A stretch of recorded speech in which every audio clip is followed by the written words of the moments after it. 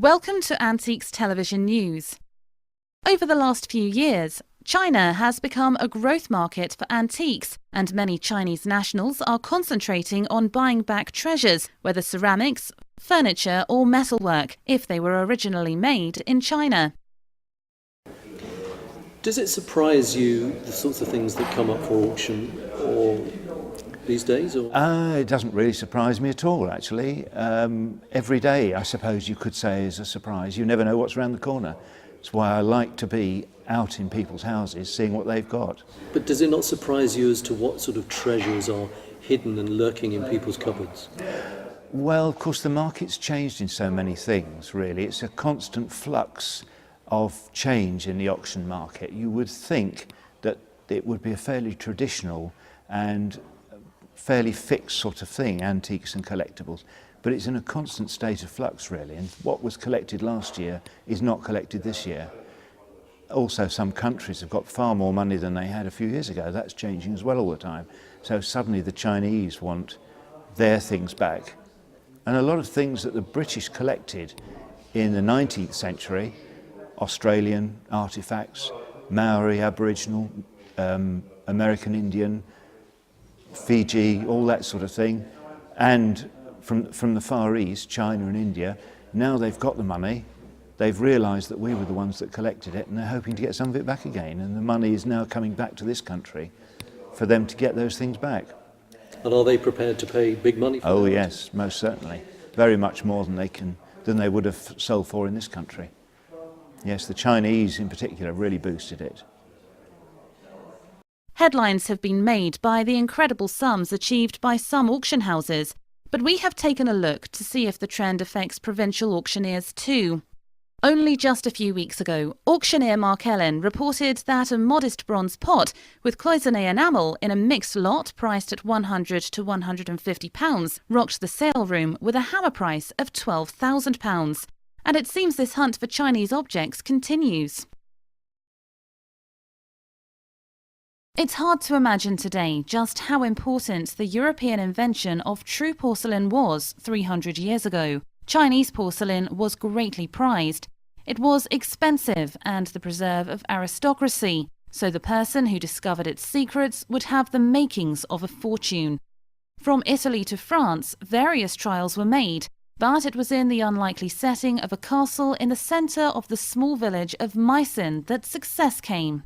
The Elector of Saxony, Augustus the Strong, was an ardent ceramic collector, and he was determined to make the white gold, ordering scientists Ehrenfried Walther von Skirnhaus and alchemist Johann Friedrich Bethke to work together. Several years of experimentation followed. Extremely hard red stoneware was developed in 1707, and the prized hard-paste porcelain in January 1708. Meissen's position in the ceramic world is not solely because it was the first maker of porcelain, but from 1710 onwards, its products, such as the Lovable Monkey Orchestra, have consistently been of the highest quality, and they have always been created by the very best modelers, designers and artists.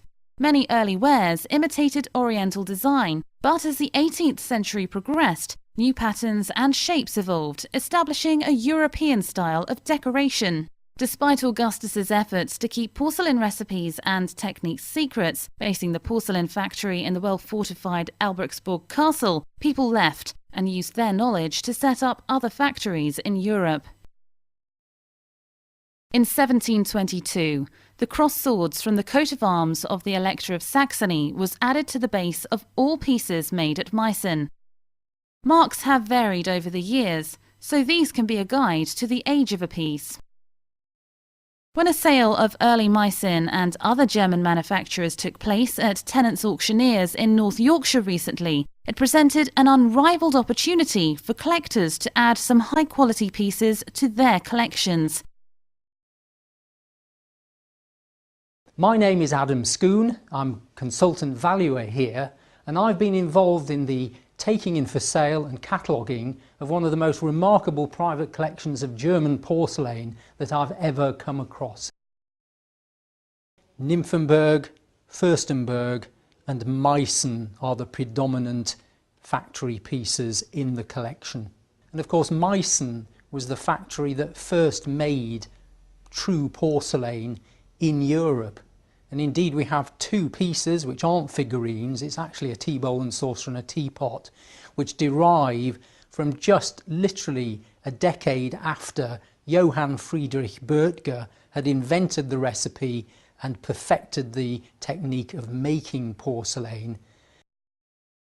Close by is a true porcelain piece, a lovely white porcelain, very small teapot, because of course tea as a commodity was very expensive in the early 18th century.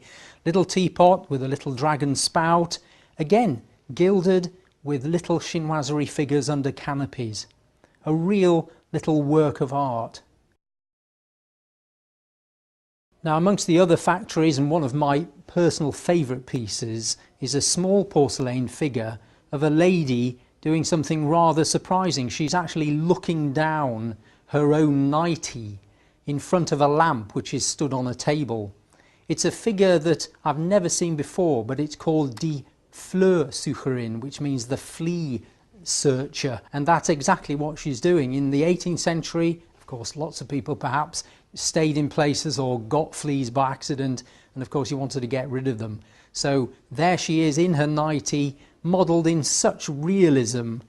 It has the little character F on the side, and believe it or not, although it looks like it could have been made in the last 50 years, it dates to the 1770s. The sale was very successful, with many lots exceeding their estimates. The Fürstenberg flea searcher figurine was knocked down for £1,400, the dragon-spouted small teapot for £8,500, the early tea bowl and saucer for £1,400, and Kendler's impressive betrothal figure group for £5,800. The Antiques for Everyone event, held at the National Exhibition Centre, Birmingham, is always a busy fair, with a variety of premium dealers taking stands to help ensure there are quality antiques for every taste and every size of pocket. The July fair, which is one of 3 per year, was no exception, and our quick review takes in a small selection of antiques at the show. Most antiques have a story behind them, and who can resist the tale behind a fabulous blue and white decorated jug exhibited by blue and white specialist David Scriven Antiques. We found that the jug is not back-stamped, but this does not detract from its charm. It was designed to commemorate the opening of the Manchester Liverpool Railway, and one side shows the Moorish Arch at the entrance to Liverpool Station, while on the other, several laden carriages are being pulled by a steam locomotive. There are also 2 passenger carriages. The gentry are in one in all their finery, and the other is for their servants with their tools of their trade. In between is a carriage loaded with crates and barrels. The jug dates from around 1830, and examples have been found in other colours, including dark red and black. Other antiques at the fair shared a railway theme, such as this silver and enamel Vesta case, made to mark Queen Victoria's Golden Jubilee in 1887. Made by Sampson Morder & Co., the case is just 5.5 centimetres long. It was probably designed by Edmund George Johnson, who had a special interest in railway ticket design. This charming piece was shown by South African dealer The Old Corkscrew.